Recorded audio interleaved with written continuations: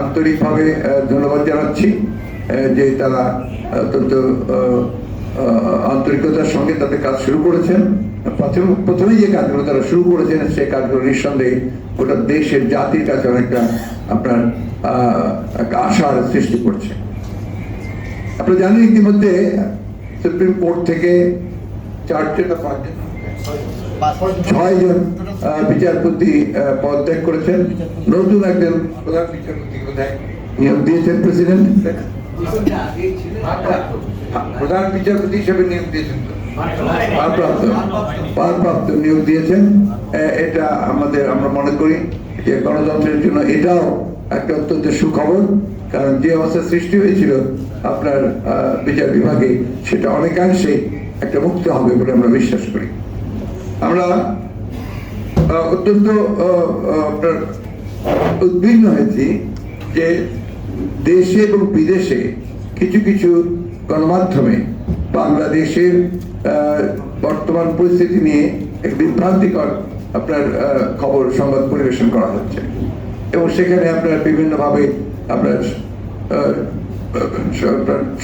সংখ্যালঘু সম্প্রদায়ের উপরে আক্রমণ, জনগণের আপনার আইন শৃঙ্খলা পরিস্থিতির অবনতি, এই সমস্ত বিষয়গুলো তুলে ধরছে, যা আমরা মনে করি যে একেবারেই সঠিক নয়।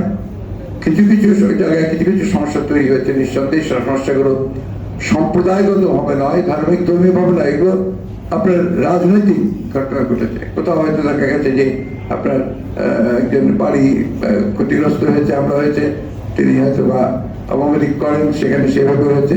এটার সঙ্গে কোন রাজনৈতিক দলের, বিশেষ করে আমাদেরকে জড়িয়ে একটা আপনার অপপ্রচার চালানোর চেষ্টা করা হচ্ছে। এটা আমরা তীব্র নিন্দা জানাচ্ছি। একই সঙ্গে আমরা স্পষ্টভাবে বলতে চাই যে এই ধরনের কোনো ঘটনার সঙ্গে বিএনপি তো জড়িত নয়, বাংলাদেশের কোনো সুস্থ স্বাভাবিক রাজনৈতিক দল বা ব্যক্তিও জড়িত থাকতে পারে না। এটা সম্পূর্ণভাবে একটা চক্রান্ত চলছে, যে চক্রান্তে বাংলাদেশের অর্জিত যে আমরা একটা স্বাধীনতাই বলবো নতুন করে আমরা অর্জন করছি, সেটাকে নস্যাৎ করবার একটা চক্রান্ত শুরু হয়েছে। আমরা একটা জিনিস আপনাদের জানিয়ে রাখতে চাই যে এই বিগত আন্দোলনে, এই গত আন্দোলনে বিজয়ের পূর্বে সরকার বাহিনী দিয়ে যে নৃশংসভাবে গণহত্যা করা হয়েছে, সেই গণহত্যার ব্যাপারে আমরা সবসময় কথা বলে এসেছি এবং জাতিসংঘের উদ্বেগ ছিল এটাতে সবচেয়ে বেশি। আমরা সিদ্ধান্ত নিয়েছি যে জাতিসংঘের কাছে আমরা এই বিষয়ে একটা নিরপেক্ষ তদন্ত চেয়ে আমরা চিঠি পাঠাবো। আমরা এটাও সিদ্ধান্ত নিয়েছি যে আমাদের প্রধান উপদেষ্টা যিনি, তাকে আমরা চিঠি দেব। একই সঙ্গে আপনার ইউএই, যেখানে আপনার আমাদের প্রায় 50 জন শ্রমিককে বন্দী করা হয়েছে এই আন্দোলনের সমর্থন দেওয়ার জন্য, আমরা তাদের মুক্তির জন্য আমরা এই সরকারকে উদ্যোগ নেওয়ার জন্য আমরা চিঠি দেব। আমরাও চেষ্টা করব চিঠি দেওয়ার। এই বিষয়গুলো আপনাদের আমরা জানিয়ে রাখলাম এই জন্যে যে অনেকে মনে করছে যে আমরা এই বিষয়গুলো আমাদের কোনো উদ্যোগ নিচ্ছি না। আমরা অবশ্যই এটার দু একদিনের মধ্যেই আমরা এই চিঠিগুলো পাঠিয়ে দেবো।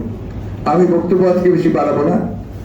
আমি শুধু আপনাদের কাছে একটাই অনুরোধ জানাবো যে আপনারা দায়িত্বশীল সংবাদকর্মী, আপনারা সবসময় বাংলাদেশের স্বাধীনতার সার্বভৌমত্ব, গণতন্ত্রকে সমুন্নত রাখার জন্য আপনাদের ভূমিকা রেখেছেন।